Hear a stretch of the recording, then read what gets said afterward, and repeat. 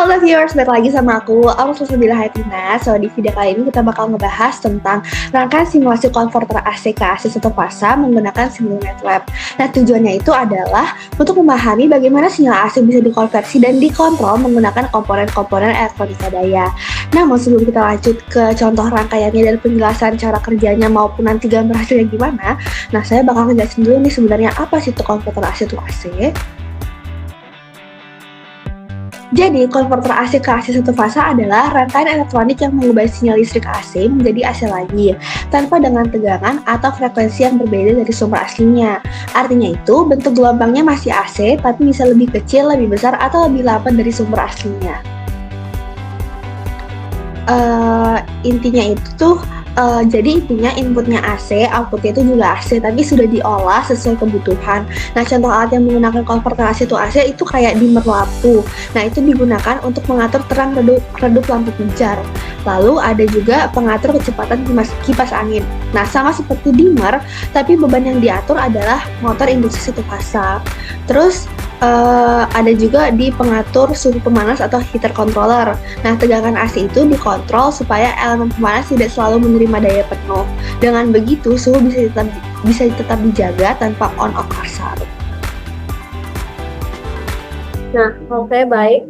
Jadi di sini kita ke slide selanjutnya, yaitu komponen konverter AC-AC. Nah, di sini terdapat beberapa komponen, yaitu AC voltage source, pulse generator, thyristor, series RLC branch, voltage measurement, current measurement, scope, dan power guide. Nah, di sini bisa kita lihat bentuk dari komponen-komponen tersebut, di mana yang pertama itu terdapat AC voltage source. Nah, AC voltage source ini dia merupakan sumber sinyal sinus yang menjadi input utama. Nah, kemudian di sini ada pulse generator, di mana pulse generator ini dia berfungsi sebagai memberi pulsa gate pada sudut yang diinginkan atau firing angle untuk menyalakan thyristor. Nah, kemudian di sini ada thyristor sendiri, di mana thyristor ini dia sebagai saklar yang cuma nyala kalau diberi pulsa atau gate saat tegangan maju. Nah, setelah nyala dia akan tetap menghantarkan sampai arus turun ke bawah batas.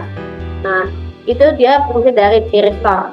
Kemudian kita lanjut ke series RLC branch, di mana di series RLC branch ini dia beban yang punya sifat resistif, induktif, dan kapasitif.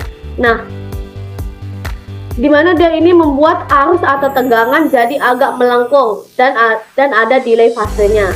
Nah, kemudian di sini kita ada juga voltage measurement, di mana voltage measurement ini dia berfungsi untuk mengukur tegangan di titik tertentu atau miss di beban atau di across SCR-nya. Nah, ini dia untuk dipantau di scope. Nah, di sini dia. Kemudian di sini terdapat current measurement, di mana di sini untuk mengukur yang lewat titik tertentu. Jadi kayak biasanya dengan beban atau SCR supaya bisa dilihat dari scope.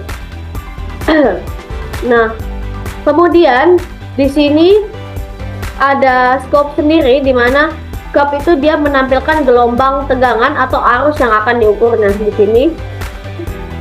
Kemudian di sini yang terakhir ada power guide, di mana ini berfungsi sebagai blok khusus sim scope atau sim power system untuk mengatur mode simulasi atau continuous discrete. Nah, software ini dia memungkinkan untuk simulasi komponen listrik. Dia juga diperlukan supaya blok-blok pengukuran dan analisis daya bekerja benar. Nah, jadi itu dia fungsi-fungsi dari komponen-komponen yang ada di sini. Nah, di sini bisa kita lihat bahwa di sini ada sumber, kemudian ada power guide, ada pulse generator, Kemudian di sini ada thyristornya sendiri. Di sini ada series branch RLC-nya, kemudian stop dan lain-lain. Nah, jadi itu dia fungsi-fungsi dari komponen-komponen tersebut.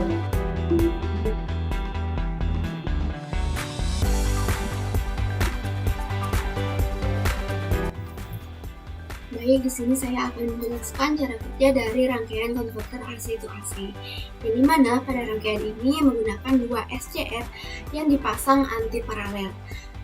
Ketika sumber AC diberikan tegangan positif, maka SCR bagian atas akan dalam kondisi konduksi, yaitu menghantarkan arus.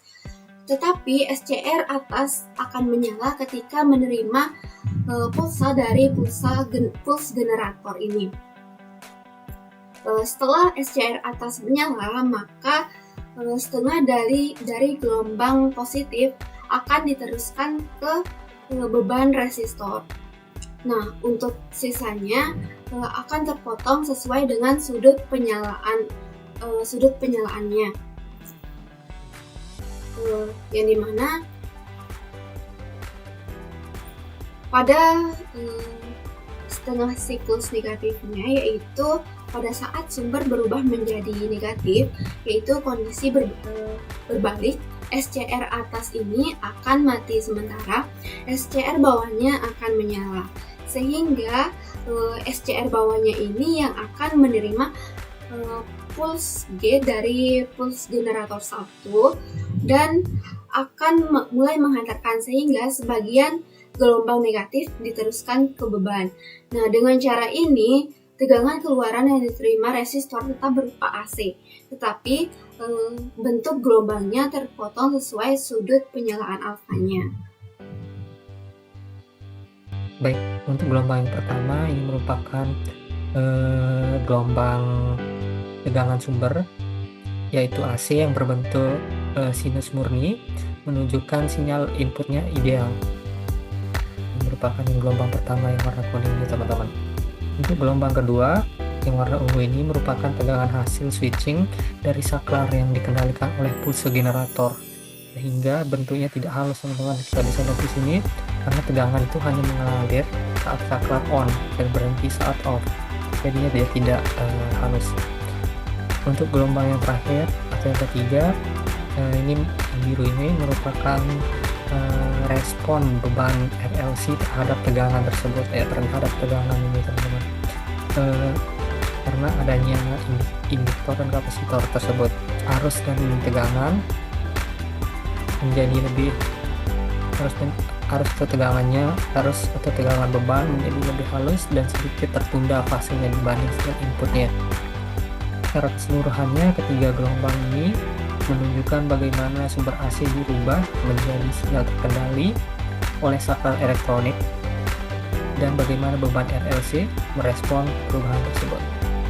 Mungkin sekian yang bisa saya sampaikan, kurang lebihnya mohon maaf. Assalamualaikum warahmatullahi wabarakatuh.